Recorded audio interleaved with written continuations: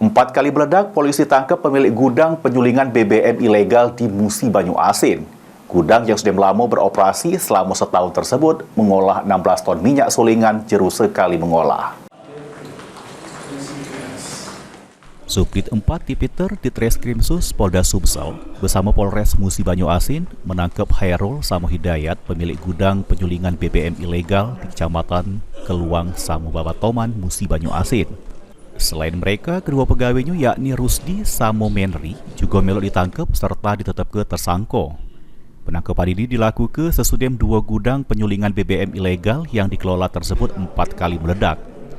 Polisi menyebut jeru sekali mengolah BBM, gudang tersebut ngasil ke 16 ton minyak sulingan yang dijajah kepada pemesan.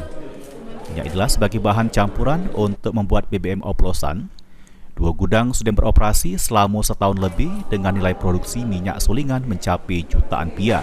Pelaku ini adalah pelaku dari kejadian kebakaran di lokasi refinery.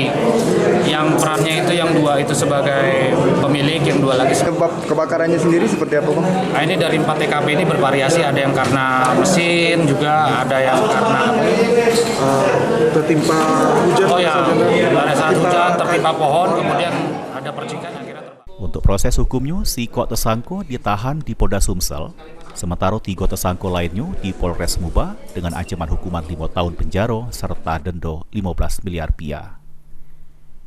Mulyadi, PAL TV.